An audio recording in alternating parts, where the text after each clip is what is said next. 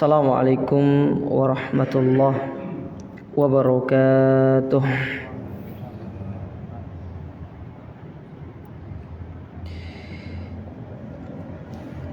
Innal hamdalillah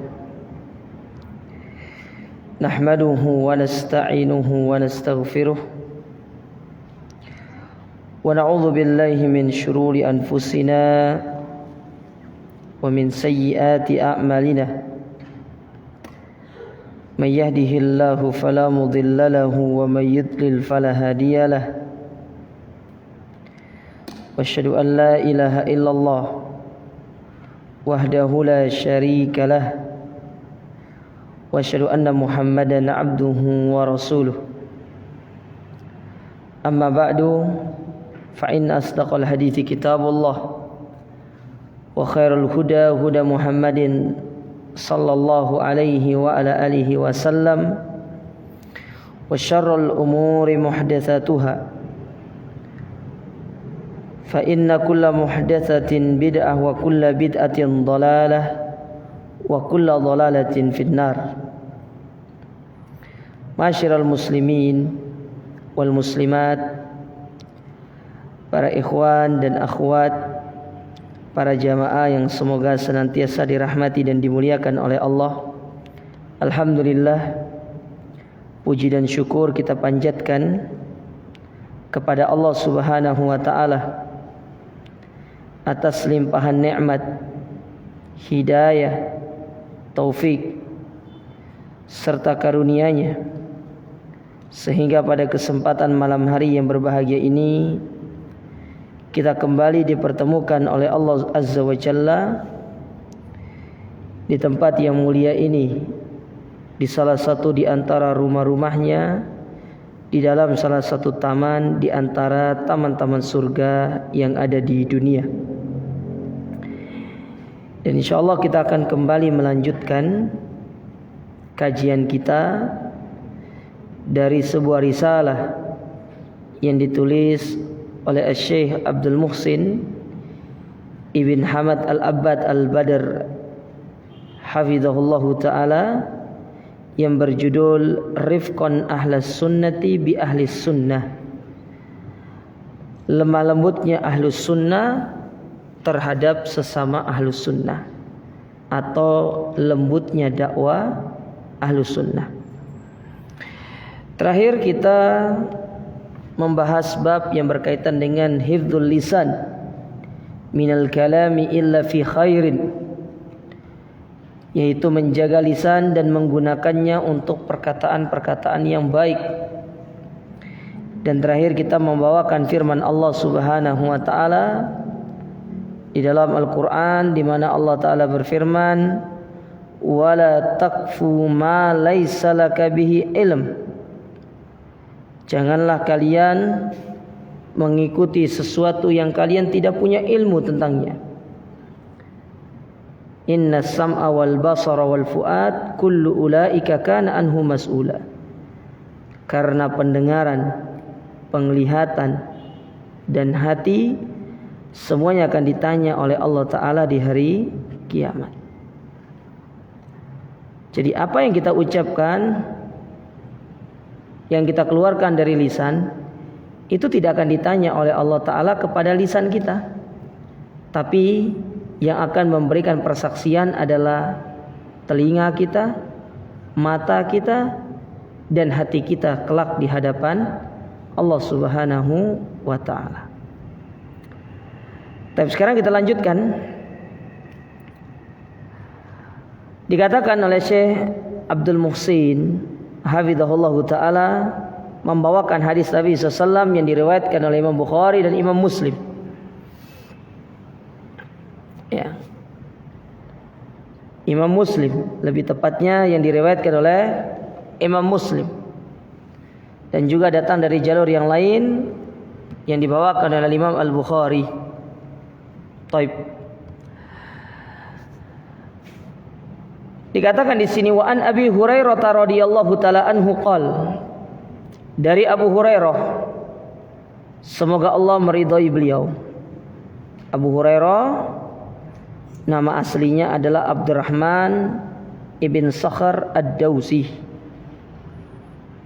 Nama aslinya adalah Abdurrahman ibn Sakhr ad-Dawsi.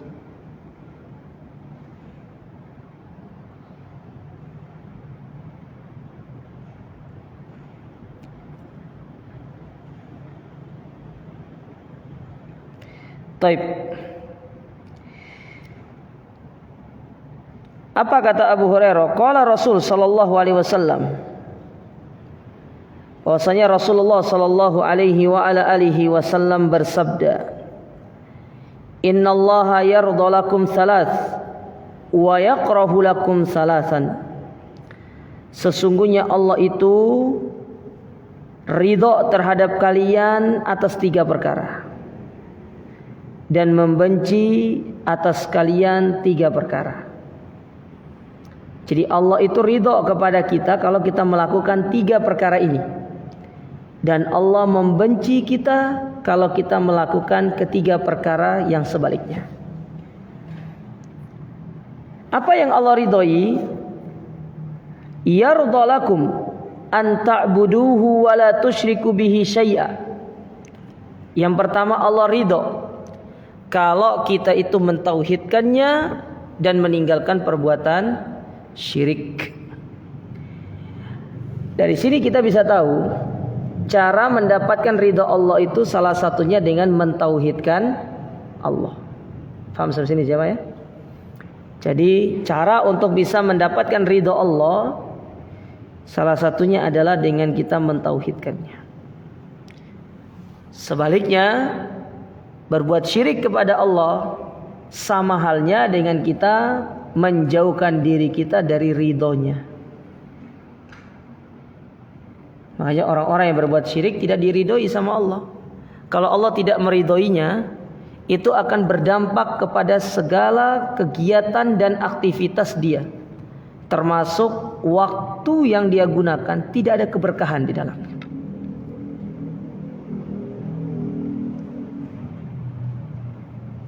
Karena keberkahan itu berjalan berbarengan dengan yang namanya keridhaan.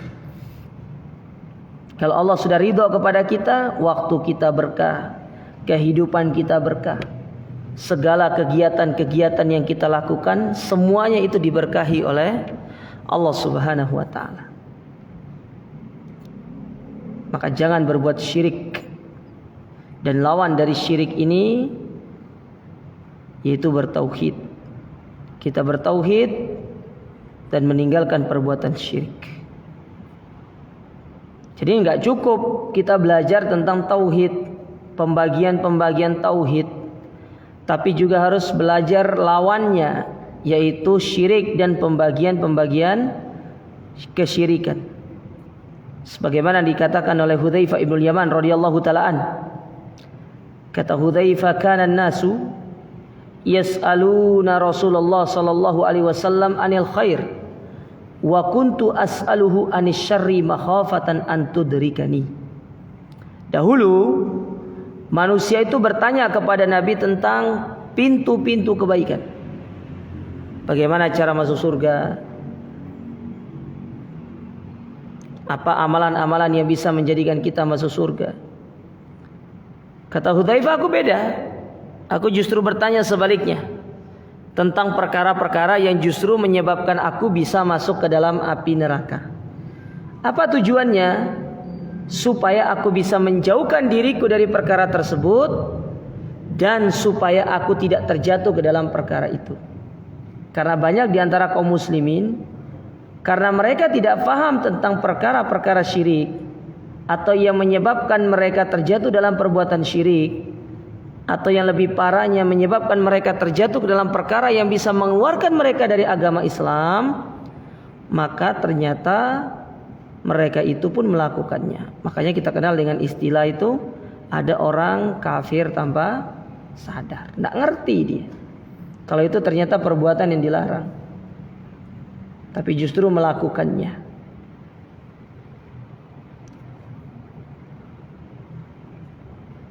Nah, ini yang perlu untuk kita menjaga diri kita ini, supaya kita tidak kafir tanpa sadar. Bahaya jemaah. Jadi yang pertama, perkara yang pertama yang Allah ridhoi tauhid dan menjauhkan diri dari perbuatan syirik. Kemudian yang kedua, wa anta atasimu bihablillahi jami'an.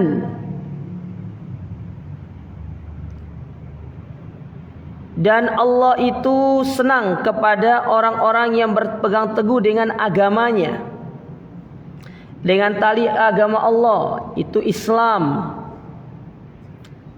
Sebagaimana Allah berfirman dalam Al-Quran, wa'tasimu bihablillahi jami'an wa la tafarraqu. Jadi poin ini sudah mencakup 2 dan 3. Poin yang pertama berpegang teguh, sedangkan poin yang kedua itu jangan bercerai-berai. Kalau orang sudah bersatu akan terhindar dari perceraian. Dan salah satu sebab perceraian itu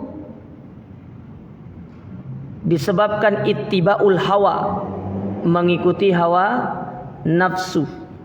Orang kalau sudah mengikuti hawa nafsunya, maka dia akan terjatuh ke dalam perceraian, akan terjatuh ke dalam perpecahan.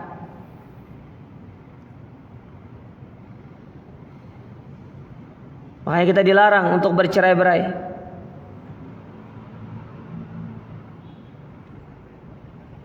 Begitu pula berselisih dalam perkara-perkara yang tidak patut untuk diperselisihkan. Kadang kita ini ya, dalam masalah yang sifatnya mendasar, usul, itu adem-adem aja. Tapi giliran perkara yang sifatnya itu furu, cabang, gontok-gontokan. Kayak contoh yang terjadi sekarang. Mau hari ini tanggal 9 atau besok, itu perkara khilaf, jangan. Khilaf. Pendapat masing-masing itu kuat. Meskipun saya pribadi lebih condong kepada pendapat yang mengatakan kita melakukan puasa Arafah itu mengikuti ketetapan pemerintah. Tapi bagi mereka yang mengambil pendapat bahwa saya puasa Arafah itu mengikuti jamaah haji yang wukuf, mereka punya dalil. Dan ini perkara yang tidak perlu untuk dibesar-besarkan. Yang masalah itu, kalau yang satunya nyembah kuburan, kita ngajak kepada meninggalkan sembah kepada kuburan. Nah itu beda itu. Itu yang perlu kita gontok-gontokan kalau itu. Kalau ini enggak, beda. Antum puasa hari ini, lebaran besok, itu masalah khilafiyah aja, mas. Atau puasanya besok, lebarannya lusa, tidak ada masalah. Ya. Ini nggak ada masalah kalau ini, karena ini masih sifatnya itu furu. Ya. Maka sebisa mungkin ittiba'ul hawa, mengikuti hawa nafsu itu ditinggalkan. Karena ini perkara yang menjadikan seorang itu bercerai-berai. Dan mengikuti hawa nafsu itu, ya, sebab mereka itu terhalangi dari hidayah.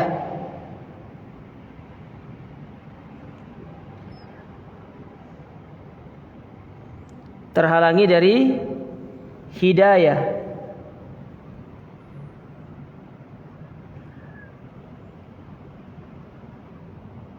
Kata Allah Ta'ala dalam surat Al-Qasas pada ayat yang ke-50. Apa kata Allah? Fa illam yastajibu lak, apabila mereka tidak mau memenuhi seruanmu wahai Muhammad, padahal engkau telah menyerukan kepada mereka dengan dalil yang sangat jelas. Kalau ada orang disampaikan hujan dan mau ngikut, padahal sudah jelas dalilnya dari Al-Quran, dari Sunnah. Dan dalilnya itu lebih terang daripada matahari di siang bolong. Maka apa kata Allah dalam ayat ini? Fa'lam, ketahuilah, annama yattabi'una ahwa'ahum, ketahuilah mereka itu mengikuti hawa nafsunya. Jadi ittiba'ul hawa itu sebab seorang itu terhalangi dari hidayah. Selain dari tadi sebab dari perceraian, terjadinya cerai-berai antara kaum muslimin, ittiba'ul hawa itu menyebabkan kita itu terhalang dari hidayah. Apa yang menyebabkan Abu Thalib kamu masuk Islam?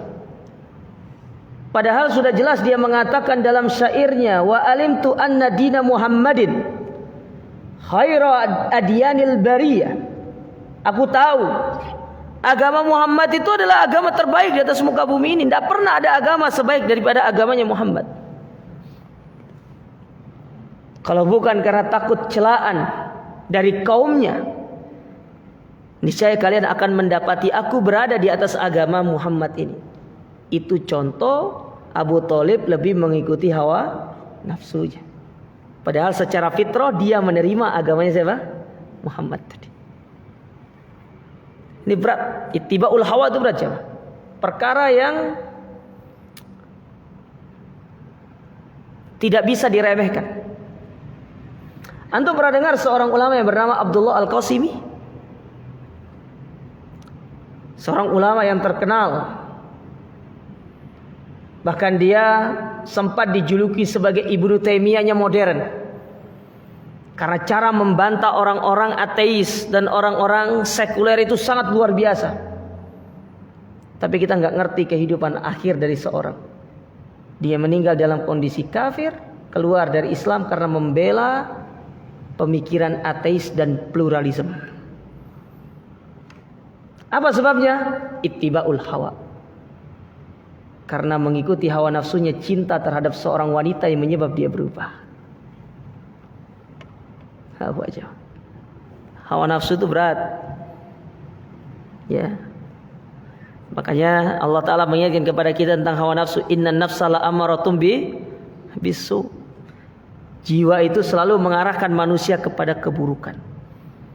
Makanya Nabi SAW mengajarkan kita satu doa. Apa doa yang diajarkan oleh Nabi SAW? Allahumma ati nufusana taqwa. Ya Allah, berikan kepada jiwaku ini ketakwaan. Allahumma ati nufusana taqwaha wa zakkiha.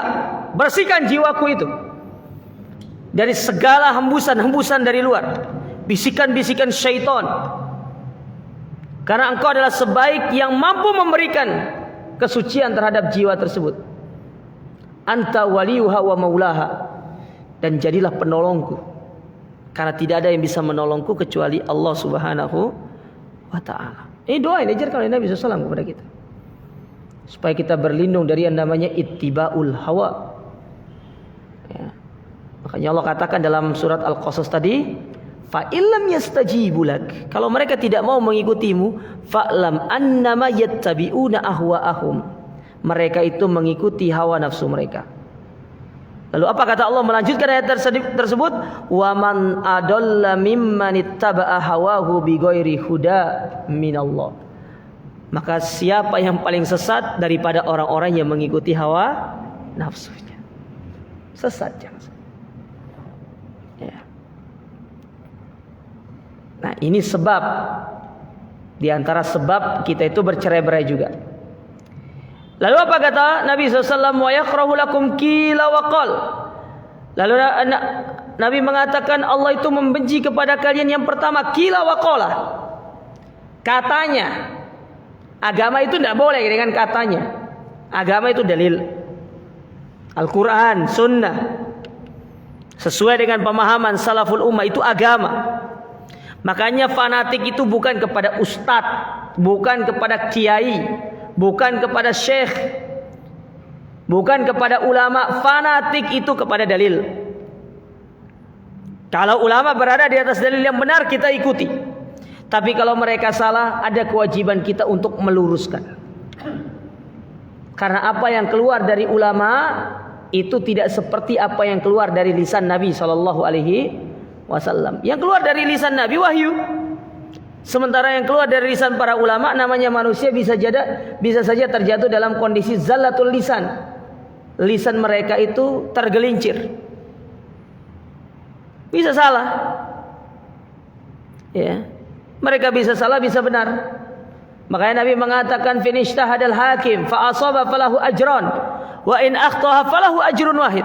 Apabila seorang alim dia berijtihad, dia benar dia dapat 2 pahala.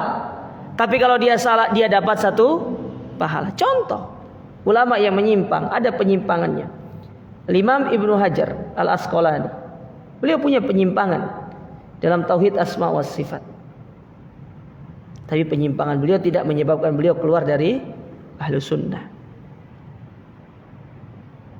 Ya.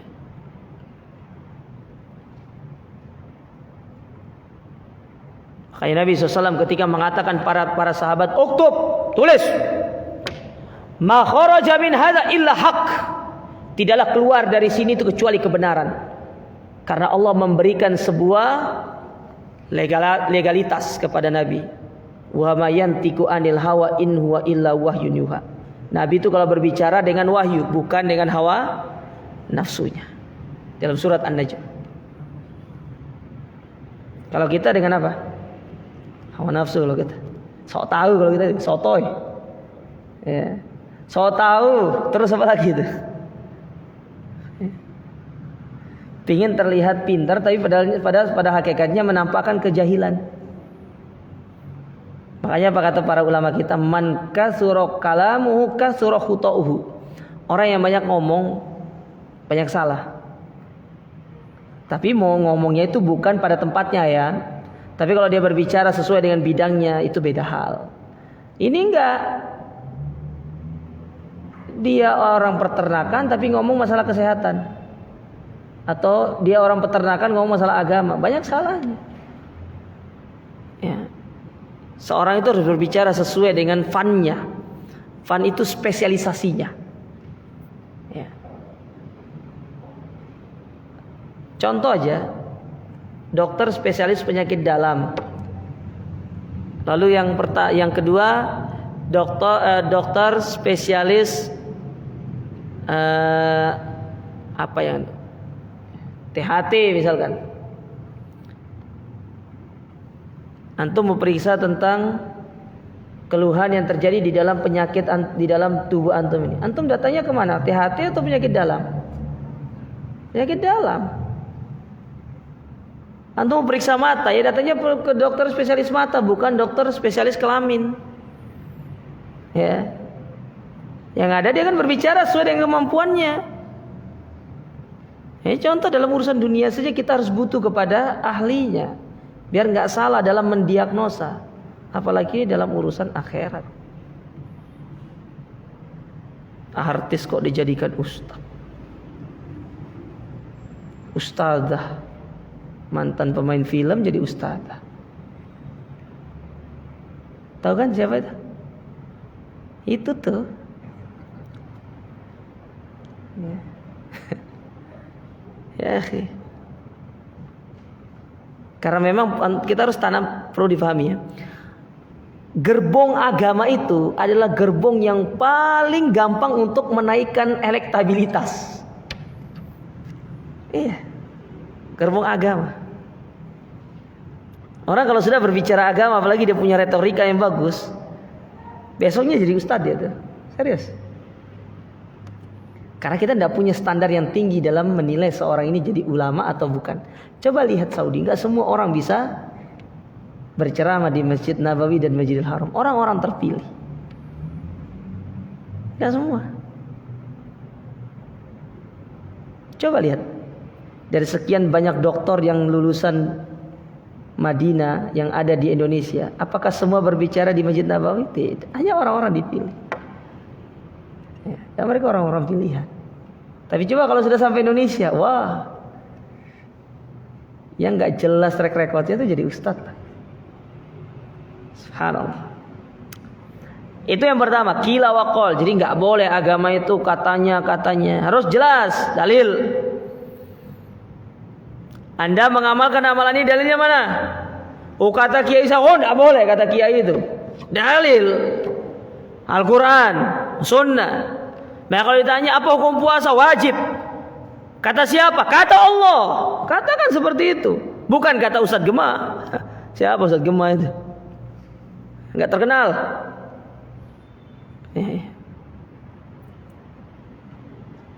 Kalau dibilang apa hukum sholat? Wajib. Mana dalilnya? Kata siapa? Kata Allah dan Rasulnya. Gitu caranya. Bukan kata Ustadz Fulan. Ustadz itu tidak bisa dijadikan hujjah. Ya. Dalil. Kemudian yang kedua yang dibenci oleh Nabi, oleh Allah Ta'ala, wa katsratus su'al. Banyak nanya, tapi nggak dilakoni. Abu Su'al. Takon tok sing akeh. Tapi nggak ada satupun yang dilakukan. Bahkan pertanyaan temannya itu diminta, ada nanya nggak sini? Aku nanya biar terkenal depan Ustadz, sering nanya. Nanya doang, tapi nggak dilakukan. Kapan dilakukan? Kalau yang ditanya itu sesuai dengan hawa nafsunya. Banyak yang kayak gitu tuh. Kita itu tak ubahnya seperti orang-orang Yahudi kalau gitu. Coba lihat Bani Israel. Ketika Allah menyuruh Bani Israel melalui Nabi Musa untuk menyembelih. Sembelilah 1 ekor sapi. Apa kata orang-orang Bani Israel itu? Gimana bentuknya? Laki perempuan? Warnanya apa? Kan disuruh nyembelih tuh 1 ekor sapi. Mau kayak gimana kan terserah. Giliran sudah diberikan syaratnya nggak dikerjakan. Tak kontok. Sama kayak kita sekarang itu. Ya. Ditanya ustadznya dijelaskan banyak lebar, tahu enggak dikerjakan. Nah, ini Allah nggak senang seperti ini. Yang Allah senangi itu kita bertanya satu amalan kita kerjakan. Coba lihat Nabi SAW ketika menceritakan tentang seorang yang datang kepada beliau. Ya. Dalam hadis yang sahih, beliau pernah didatangi oleh seseorang dengan mengatakan, "Ya Rasulullah, kulli fil Islam qaulan." Katakan kepadaku satu ucapan, la as'alu anhu ba'dak atau ghairak, yang mana aku tidak akan bertanya kepada selain engkau dan aku akan mengamalkan. Kata Nabi SAW, "Qul amantu billahi tsumma istaqim." Katakanlah, engkau beriman kepada Allah dan istiqomalah. Tidak banyak-banyak Nabi ajarkan, diamalkan. Datang lagi satunya nanya, ya Rasulullah, ajarkan kepada aku tentang perkara agama ini. Diajarkan perkara yang wajib. Apa kata dia? Aku tidak akan menambahkan. Kata Nabi SAW, kalau dia jujur dengan ucapannya, dia penuh di surga. Itu baru nanya tapi ngelakukan. Kalau kita enggak, ya, biar kelihatan keren di depan yang lainnya, sering tanya, biar famous. Apa famous itu? Terkenal. Hendak benar seperti ini. Allah benci. Kemudian yang ketiga, di antara perkara yang dibenci oleh Allah Ta'ala, wa idaatul mal, membuang-buang harta. Ya, buang-buang harta. Tidak senang. Tidak senang. Allah tidak senang kepada orang-orang yang membuang-buang hartanya bukan pada tempatnya. Karena harta itu akan ditanya oleh Allah Ta'ala di hari kiamat. Taib. Nah, yang jadi syahid dari hadis ini adalah bahwasanya kita itu dilarang qila wa qala, katanya dan katanya. Kita disuruh untuk menjaga lisan kita dari mengatakan katanya dan katanya tersebut. Hadis yang lain dari Abu Hurairah radhiyallahu taala anin Nabi SAW. Beliau bersabda, kutiba ala bani Adam nasibuhu minaz zina. Bahwasanya Allah telah mencatat bagi setiap anak Adam itu ada bagiannya dari perzinahan. Mudrakun dzalika la mahalatah. Yang mana dia pasti akan mendapati hal ini dan tidak akan dia bisa mengelak. Apa maksudnya hadis ini? Fal ainani zanahuma an-nadhar atau zinahuma an-nadhar. 2 mata zinanya itu dengan melihat. Jadi kayak yang masih muda-muda yang belum nikah nih, lihat cewek cantik itu zina pandangan itu. Ya, Ustaz, itu cantik Ustaz, itu kan kita melihatnya itu dengan mengagungkan keindahan dan ciptaan Allah. Ya salam. Untuk mengagumi, ya, antum kalau mau mengagumi keindahan Allah itu pemandangan banyak. Apa yang kita lihat wanita itu? Karena Allah mengatakan dalam Al-Quran, Qul lil mu'minin an yaghuddu min absarihim. Katakan kepada orang-orang beriman untuk menundukkan pandangan. Apalagi antum yang masih muda, syahwatnya tinggi, bahaya. Ya. Bukan berarti yang tua juga ndak wajib harus tundukkan pandangan. Ya.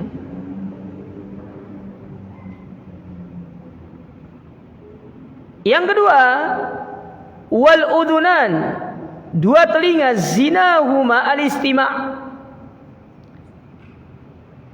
Zinanya adalah dengan mendengar, istima'. Di sini Nabi menggunakan istima', bukan sama.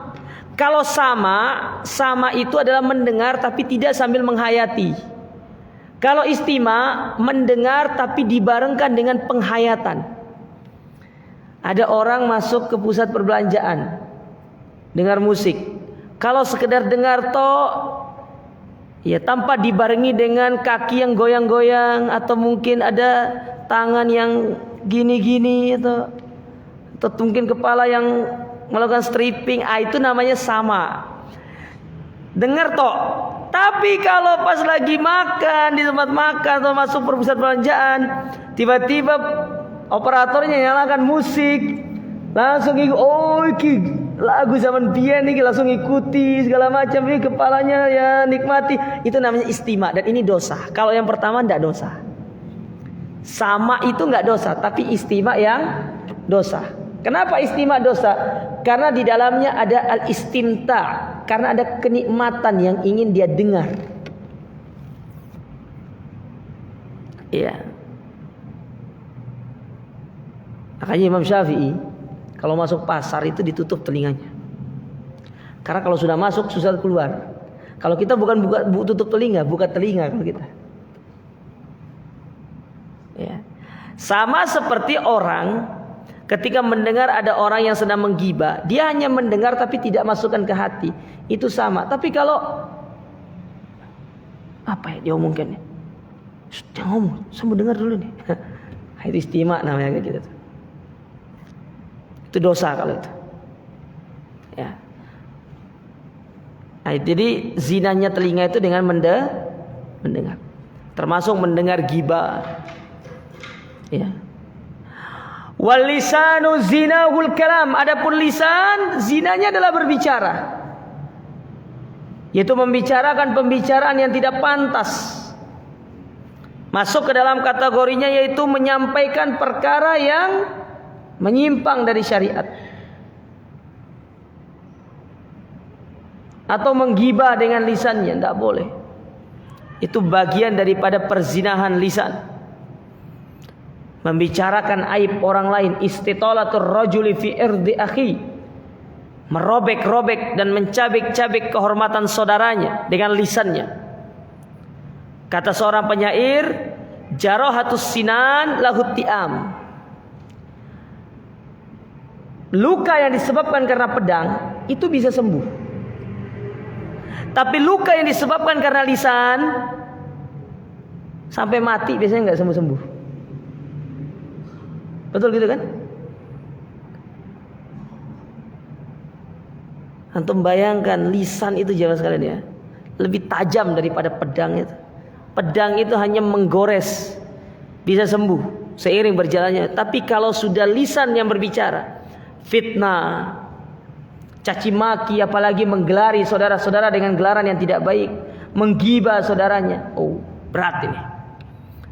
Kadang-kadang hati susah untuk menerima. Makanya banyak orang di depannya ngomong iya, tapi di dalam hatinya, saya tidak akan pernah maafkan engkau. Banyak yang seperti itu. Karena luka yang disebabkan oleh lisan. Wal yadu zina al-batshu. Sedangkan tangan zinanya itu adalah memegang, menyentuh, mengambil yang bukan haknya, memukul, menzalimi orang, merabah, dirabah hal-hal yang itu tidak pantas untuk dirabah.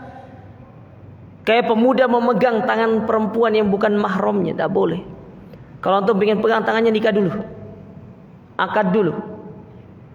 Antum mau pegang kemana-mana terserah. Ya. Warrijlu, adapun kaki, zinaha al-khuta. Zinanya adalah dengan melangkah pergi ke tempat-tempat yang dilarang. Dia bawa kakinya menuju tempat yang diharamkan, entah itu diskotik,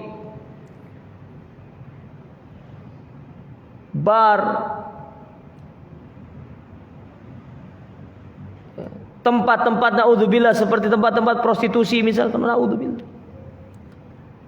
Wal qalbu yahwi wa yatamanna, sedangkan hati itu berharap dan memiliki hasrat untuk melakukannya. Wa yusaddiqu dzalika al-faraj wa yukadzibuhu, sementara yang akan membenarkan semua itu adalah kemaluannya. Makanya hati-hati jamaah sekalian, kemaluan yang akan menjadi ujung tombaknya. Kalau seorang tidak bisa menjaga anggota tubuhnya tersebut, baik itu lisannya, pandangannya, kemudian pendengarannya, tangannya, kakinya, maka semua itu akan memudahkan kemaluan untuk melakukan perkara yang tidak diharapkan. Jatuh dia ke dalam perzinahan yang hakiki.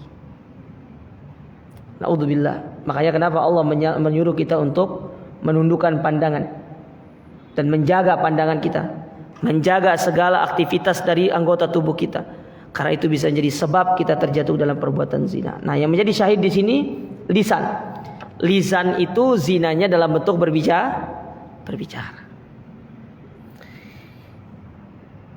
Kemudian dikatakan di sini, warwahul Bukhari fi sahihi, dan diriwayatkan dari Imam Bukhari dalam sahihnya, an Abdullah ibni Amr ibn As radhiyallahu taala anhuma, dari Abdullah ibn Amr bin As, semoga Allah meridhai mereka berdua, anin Nabi SAW, dari Nabi SAW, beliau bersabda, al muslimu man salimal muslimuna min lisanihi wa yadihi. Muslim yang sejati itu, muslim yang hakiki itu adalah seorang muslim yang apabila muslim yang lainnya selamat dari gangguan lisan dan tangannya. Antum perhatikan hadis itu, Nabi menyebutkan yang pertama apa? Lisan. Karena memang paling banyak orang itu tersakiti dengan lisannya. Dan dosa yang paling banyak dari anggota tubuh itu, yang paling banyak tempatnya di lisan. Coba sebutkan dosa lisan itu. Ghibah, namimah, ya, mencela, mencaci, memfitnah, banyak Pak. Termasuk menyampaikan kedustaan dan menyembunyikan kebenaran. Itu tempatnya di lisan. Makanya hati-hati dengan lisan itu. Perkara yang paling banyak terdapat dosa di dalamnya. Sehingga dalam hadis yang lain Nabi SAW mengatakan apa? Man admanuli ma baina lihiyaihi wa baina farjaihi admanulahul jannah. Orang yang bisa menjaminkan bagiku apa yang di antara dua rahangnya, yaitu lisannya. Nabi menyebutkan yang pertama lisan. Dan di antara kedua pahanya itu kemaluannya. Aku jaminkan bagi dia surga. Subhanallah. Jadi gampang masuk surga itu. Jaga lisan, jaga kemaluan, masuk surga. Karena dua hal ini yang bisa menyebabkan orang itu paling banyak masuk ke dalam api neraka.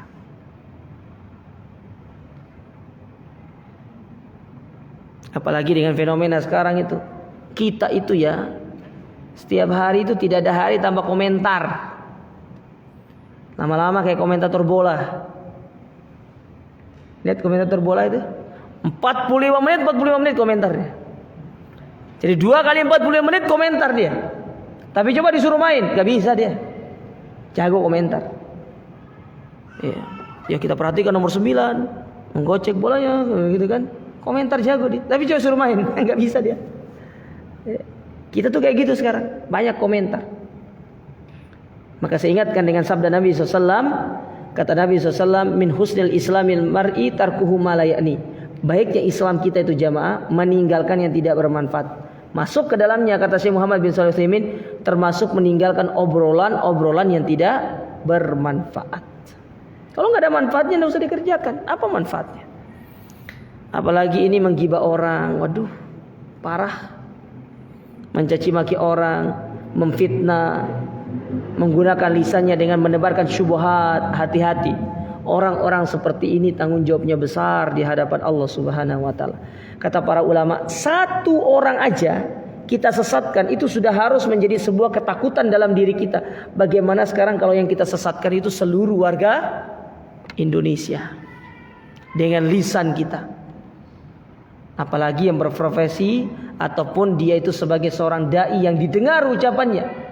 Ketika dia ngomong masalah keburukan, maka seluruh jamaahnya akan mengikuti dia. Gampang. Dan betapa banyak dosa yang akan dia tanggung nantinya.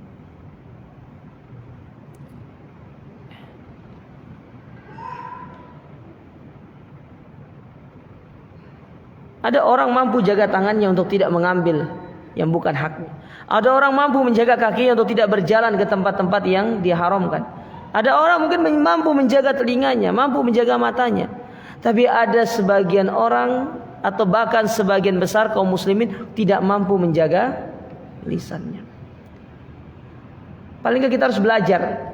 Kita ini suka komentar, lihat rumah orang dicat warna ungu, kok jelek banget rumahnya. Ya terserah dia mau warnanya ungu apa. Urusan antum apa? Mau cat warnanya ungu kah? Mau pagarnya nanti warna pink misalkan? Itu terserah dia. Kita tidak perlu komentar. Kita kadang-kadang naik kendaraan itu lihat sepeda motor itu di stiker atau ada mobil di wrapping dengan warna yang ngejreng gitu. Nah itu stylenya dia, suka-suka dia. Bagi dia bagus. Kalau bagi antum tidak bagus, tidak perlu harus komentar. Itu terserah dia. Belum tentu juga apa yang antum modifikasi pada kendaraan antum disenangi sama orang lain. Jadi kita harus bisa memposisikan diri. Kalau sudah bisa paham dalam masalah ini, itu akan bisa menjaga lisan kita, jamaah. Tidak harus semua hal kita komentari. Tidak harus semua isu yang sedang berkembang kita ikut komentar. Tapi kita harus sadar akan kemampuan diri kita. Ya. Harus sadar dengan kemampuan diri kita. Karena apa yang sudah kita ucapkan itu akan dicatat oleh malaikat. Dan ini berbahaya. Adzan ya? Oke, adzan dulu, silakan.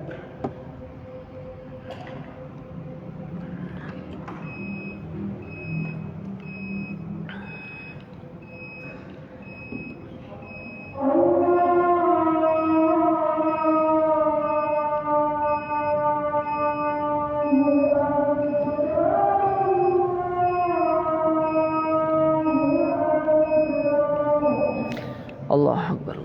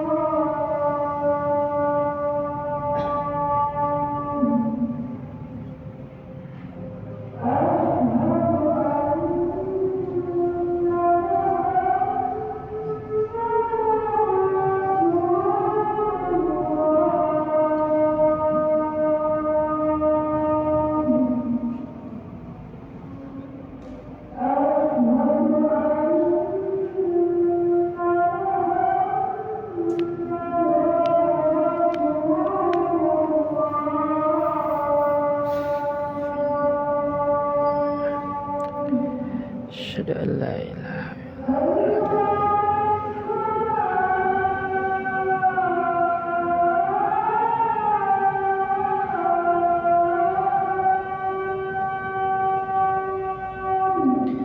La haula wala quwwata illa billah.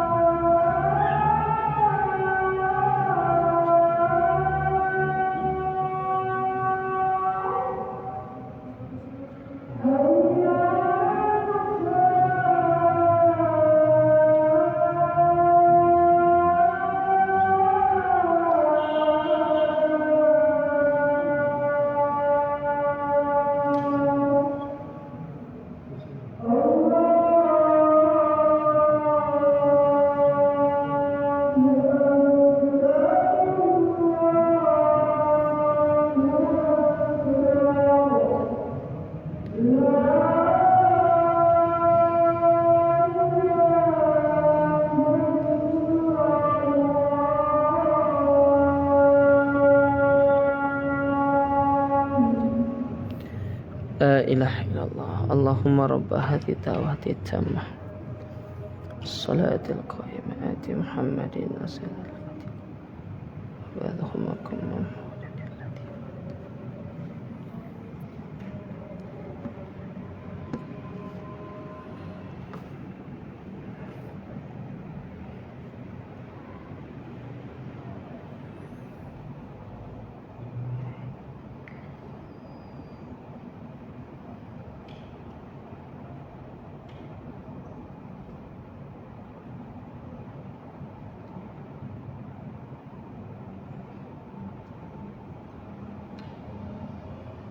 Kemudian dikatakan di sini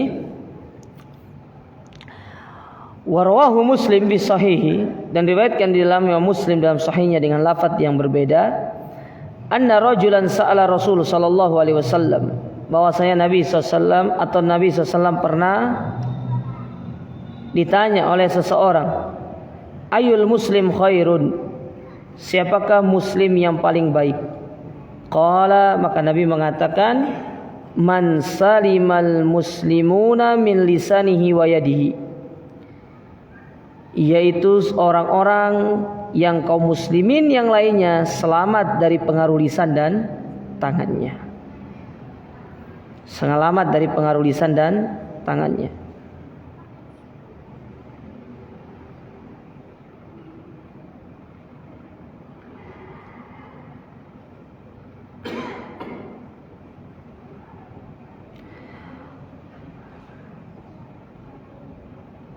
Kemudian dikatakan di sini qala Al-Hafidz, berkata Al-Hafidz Ibnu Hajar ketika beliau menyarah hadis tersebut dalam kitab beliau Fathul Bari, beliau mengatakan wal haditsu ammun, hadis tersebut umum, binisbati ilal lisan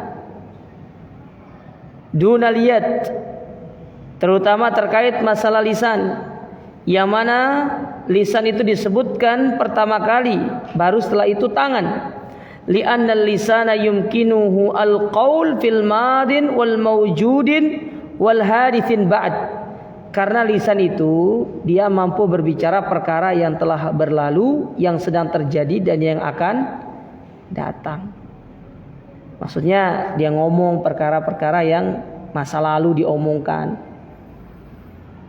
ya, yang sedang terjadi, yang sedang hangat, atau bahkan dia akan membicarakan perkara yang belum terjadi tapi dia sudah menggibah duluan ke depan. Ya. Berbeda dengan tangan. Tangan itu tidak bisa melakukan apa yang dilakukan oleh lisan itu. Kalau sudah mukul, ya sudah mukul aja. Tidak ada istilahnya dia akan memegang lagi untuk yang kemarin, tidak ada. Ya megang ya yang akan datang. Yang kemarin sudah terlewatkan. Tapi kalau lisan masih bisa membicarakan perkara-perkara yang sudah berlalu. Maka di sini penyebutan lisan pertama kali, baru kemudian tangan, disebabkan karena pengaruh dan dampak yang ditimbulkan dari lisan itu jauh lebih besar daripada tangan. Makanya kenapa di sini Nabi SAW benar-benar memerintahkan kepada kita untuk kita menjaga lisan kita, supaya kita gunakan pada perkara-perkara yang bermanfaat. Baik, ini yang bisa kita sampaikan pada kesempatan berbahagia ini jemaah. Insyaallah kita lanjutkan pada pertemuan berikutnya. Subhanakallahumma rabbana bihamdika asyhadu an la ilaha illa anta astaghfiruka wa atubu ilaik. Wassalamualaikum warahmatullahi wabarakatuh.